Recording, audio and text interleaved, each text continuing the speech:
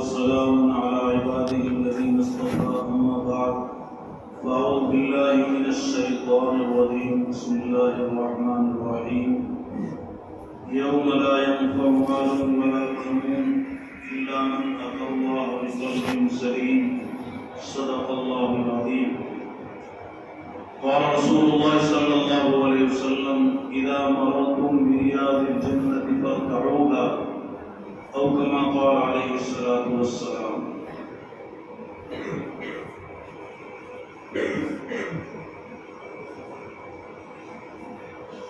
میرے محترم بزرگوں اور دوستوں، اللہ رب العزت جو ہم سب پہ بہت بڑا مہربان ہے اور اس نے ہمیں بہت ساری نعمتوں سے نوازا، اس میں سب سے بڑی نعمت کہ اللہ نے ہمیں ایمان عطا فرمایا، جس ایمان والے کی برکت سے اللہ تعالیٰ پورے کائنات کا نظام چلاتا ہے اور مزید یہ کرم فرمایا کہ اللہ تعالیٰ نے ہمیں چند تھوڑے سے وقت کے لیے اپنی یاد کی توفیق عطا فرمائی۔ حضرت علی کرم اللہ وجہ کا مقولہ ہے کہ ذکر جو ہوتا ہے وہ دو ذکروں کے درمیان ہوتا ہے۔ ذکر جو ہم کرتے ہیں وہ دو ذکروں کے درمیان ہوتا ہے۔ سب سے پہلے اللہ رب العزت بندے کو یاد فرماتے ہیں۔ جب اللہ تعالیٰ کسی بندے کو یاد فرماتے ہیں تو اسے ذکر کی توفیق ہوتی ہے۔ جب اللہ بندے کو یاد کرتا ہے تو بندہ اللہ کو یاد کرتا ہے، اللہ کا ذکر کرتا ہے، اور جب بندہ ذکر کرتا ہے تو اس کے بعد اللہ رب العزت اس کا ذکر فرشتوں میں فرماتے ہیں۔ تو ذکر کرنے سے پہلے بھی اللہ نے اس کو یاد کیا اور ذکر کرنے کے بعد بھی اللہ نے اس کو یاد کیا۔ حضرت موسیٰ علیہ السلام نے اللہ رب العزت سے پوچھا، کیونکہ موسیٰ کلیم اللہ کی بات کرتے تھے، پوچھا مولا کریم محبوب بندے کی کیا نشانی ہے؟ اس بندے کی کیا نشانی ہے جس سے آپ محبت کرتے ہیں، اور اس بندے کی کیا نشانی ہے جو جس پہ آپ کا غصہ اترتا ہے؟ یعنی محبوب بندے کی کیا نشانی ہے اور مقبوض بندے کی کیا نشانی ہے؟ اللہ تعالیٰ نے فرمایا، اے موسیٰ، محبوب بندے کی دو علامتیں۔ سب سے پہلی علامت یہ ہے کہ میں اس کو اپنی یاد کی توفیق عطا فرماتا ہوں اور وہ مجھے یاد کرتا ہے، اور جب وہ مجھے یاد کرتا ہے تو میں فرشتوں جیسی نورانی مخلوق کے مجمع میں اس کو یاد کرتا ہوں۔ اور دوسری نشانی یہ ہے کہ اس بندے کو میں گناہوں سے بچاتا ہوں۔ بھری بازار میں چلتا ہے لیکن اس کی آنکھ کبھی غلط نہیں دیکھتی، مجمع میں بیٹھا ہے لیکن اس کی زبان کبھی غلط حرکت نہیں کرتی، تو میں اس کو گناہوں سے بچاتا ہوں۔ یہ دو نشانی ہے میرے محبوب بندے کی۔ پھر فرمایا کہ جس پہ آپ کا غصہ ہے یعنی مقبوض بندے کی کیا نشانی ہے؟ فرمایا اس کی بھی دو نشانی۔ پہلی نشانی یہ ہے کہ میں اس کو میری یاد سے غافل کر دیتا ہوں، اس کی زبان پر میرا ذکر جاری کرتا ہی نہیں، حالانکہ سنتا ہے، مسجد کے پڑوس میں پڑتا ہے حی علی الصلاۃ، آؤ نماز کی طرف، حی علی الفلاح، آؤ کامیابی کی طرف.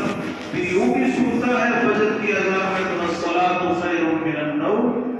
پھر نماز تو سونے سے بہتر ہے، سب کچھ سنتا ہے، لیکن جیسے ہی یہ سنتا ہے ذرا چادر کو ذرا کھینچ کے اور سو جاتا ہے، اور اٹھنے کی اس کو توفیق ہی نہیں ملتی.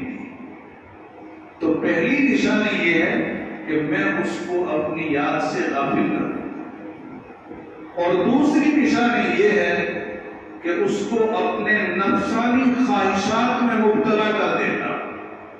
نفس نے کہا ذرا ایک آنکھ اٹھا کے غلط دیکھ تو لے، فوراً دیکھ لی. نفس نے کہا ذرا جھوٹ بول لے تو تجھے کچھ نفع مل جائے گا، مال تو ہلکا ہے لیکن ذرا اس کی تعریف کر کے اچھا بتا دے تاکہ تیرے مال اچھے بھاؤ میں بک جائے گا، تو یہ غلط بول دے گا. تو جس پہ غصہ ہے اس کی بھی دو نشانی کہ اس کو اپنی یاد سے غافل کر دیتا ہوں اور اس کو نفسانی خواہشات میں مبتلا کر دیتا ہوں. ہم سب اللہ کا شکر ادا کریں کہ اللہ رب العزت نے اس وقت ان اکابرین اور بزرگوں کی برکت سے ہمیں اپنے یاد کی اللہ نے توفیق عطا فرمائی، اور ہمیں اس پہ اللہ کا شکر ادا کرنا چاہیے. ہم نے نہیں کہ یہ پہلے اللہ نے ہمیں یاد کیا ہے تو پھر ہمیں اس کی توفیق. اب اس ذکر کا مقصد یہ ہوتا ہے کہ آدمی کے دل کے اندر جو گناہوں کی وجہ سے میل کچیل آ جاتا ہے، جیسے آدمی نے جھوٹ بولا اس کے دل کے اوپر ایک سیاہ کالا نقطہ لگتا ہے.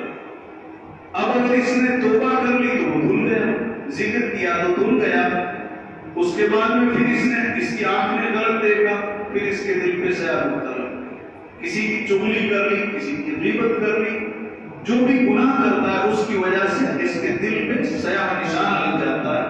اب اگر توبہ کرتا ہی نہیں ہے تو کرتے کرتے پھر اس کا دل کالا ہو جاتا ہے.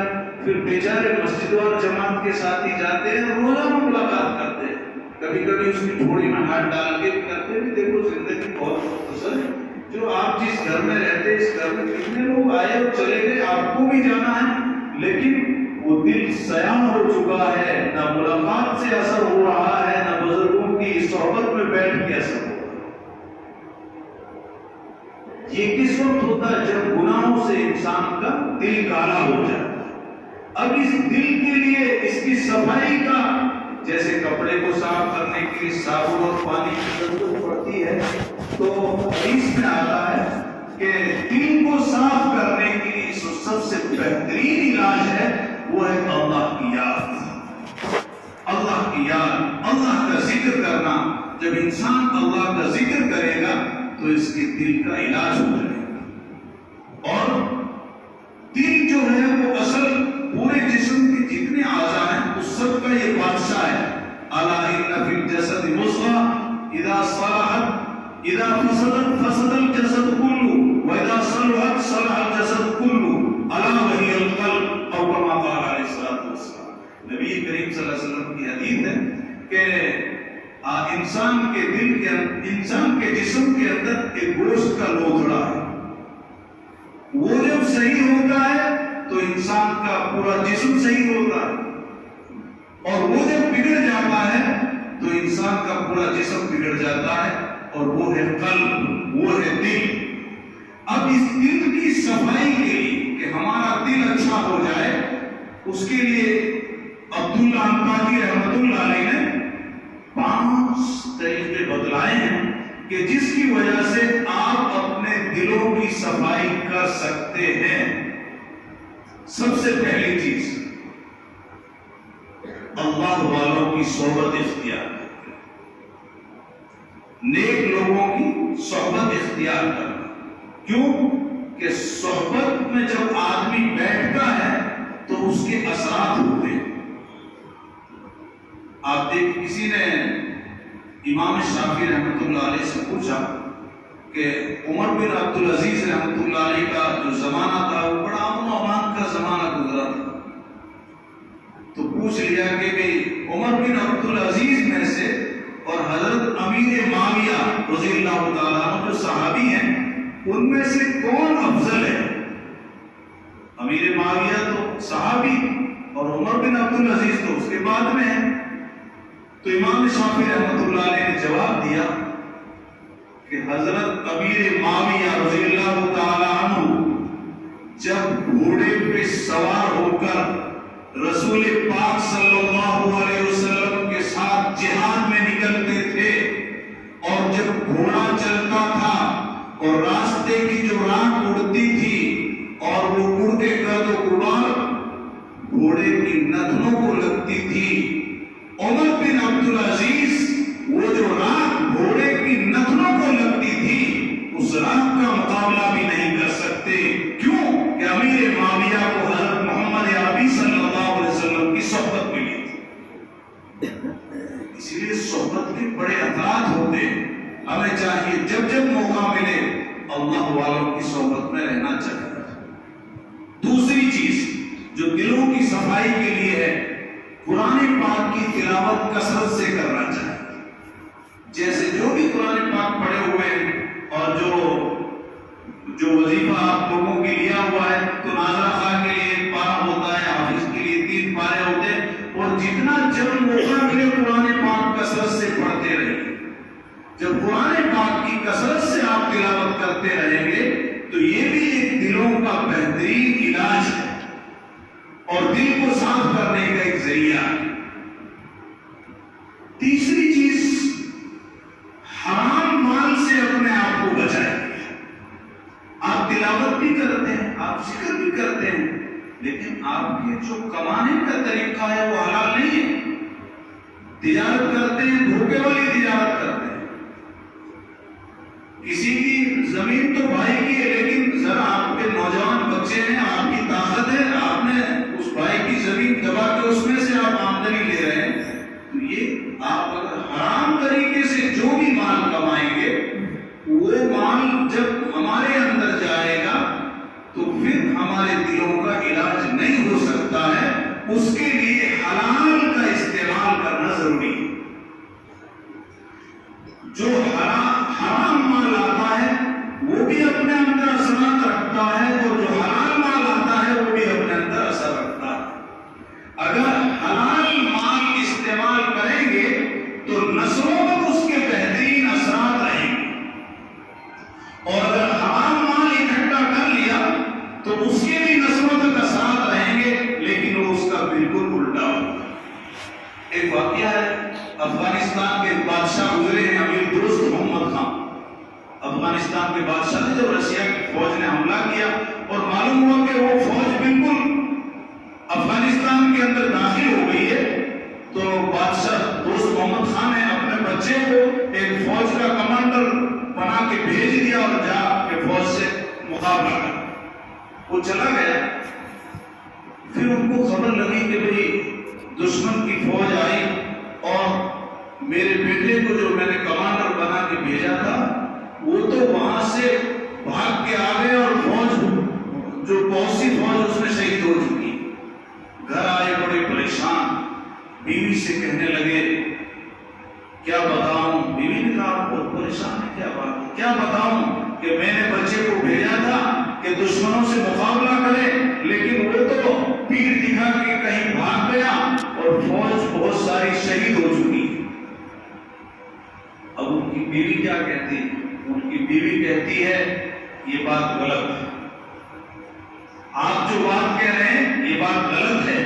کیوں کہ میرا بیٹا شہید تو ہو سکتا ہے، لیکن میرا بیٹا دشمن کو کبھی پیٹھ نہیں دکھا سکتا ہے. وہ کہنے لگے تم محل کے اندر رہتی، تجھے کیا پتا، خبریں تو میرے پاس آتی ہے. وہ تو بس آپ کو معلوم ہے، آپ سب جانتے ہیں، عورت جو ایک بات پکڑ لیتی ہے تو وہ مرغے کی ٹانگ کو ہلاتی رہتی ہے، ایک ہی بات پہ ضد جاتی ہے، اور آپ سب جانتے ہیں. وہ بار بار یہ کہتی ہے اور یہ یوں کہتے ہیں. تھوڑی ہی دیر میں بادشاہ بڑے خوش آئے اور کہا کہ واقعی تو جو بات کہہ رہی تھی وہ بات صحیح تھی کہ اس نے تو دشمن کی فوج کو کھڑیر دیا اور وہ تو غازی بن کے واپس آ رہا ہے، لیکن تو بتا تجھے ایسا کیسے یقین تھا؟ وہ کہنے لگی بادشاہ سلامت، جب سے یہ بچہ میرے حمل میں میرا عمل ٹھہرا اور میرے پیٹ میں جب سے یہ بچہ آیا ہے میں نے کبھی حرام کا لقمہ استعمال نہیں کیا ہے. میں نے آپ کے جو بادشاہیت کی جو آمد تھی اس میں سے میں نے کھانے کے لیے کوئی استعمال نہیں کیا ہے. میں نے حلال کھایا ہے اور پھر میں نے اس بچے کو سنت کے مطابق دودھ پلایا ہے اور میں نے حلال ہی طریقے سے اس کی تربیت کی ہے. میرا اللہ کی ذات سے چڑھتے ہوئے سورج کی طرح یقین ہے کہ میرا بچہ شہید تو ہو سکتا ہے لیکن دشمن سے مار کھا کے کبھی پیٹ دکھا کے نہیں آ سکتا.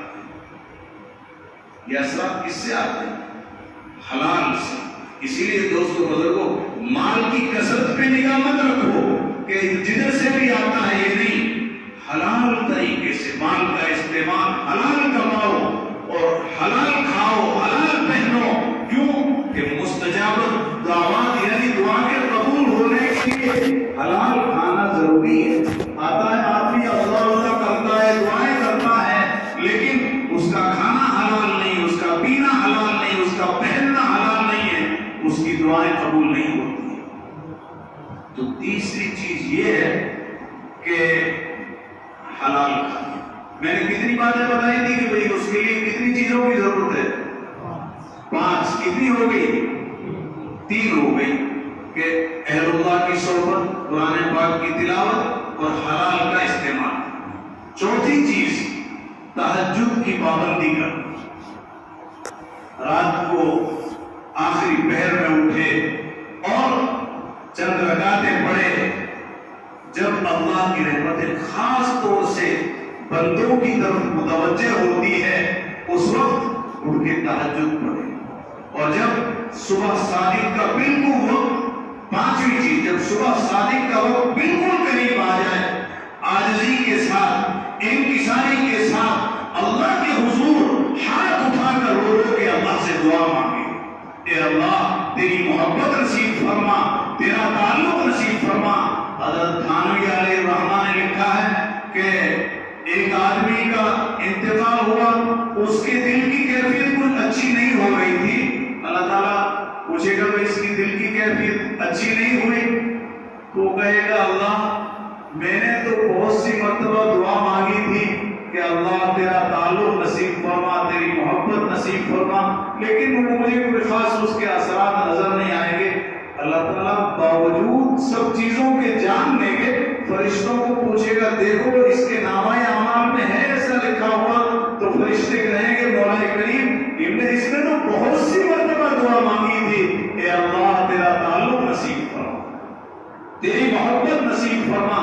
اللہ فرمائے گا اس کی اس طرف کی وجہ سے اس کو معاف کر دیا. اسی لیے دوستو بزرگوں اپنے دل کے علاج ضروری ہے. میں نے قرآن پاک کی جو آیت تلاوت کی 19ویں پارے کی آیت ہے یوم لا ينفع مال ولا بنون الا من اتى الله بقلب سلیم, کہ مال اور اولاد 2 چیزوں کی نفی کی ہے.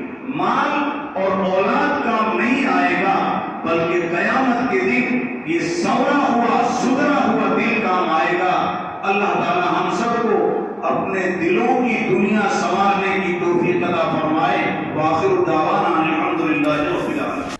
Thanks for watching. Don't forget to like, comment, share and subscribe to Al Wahid channel.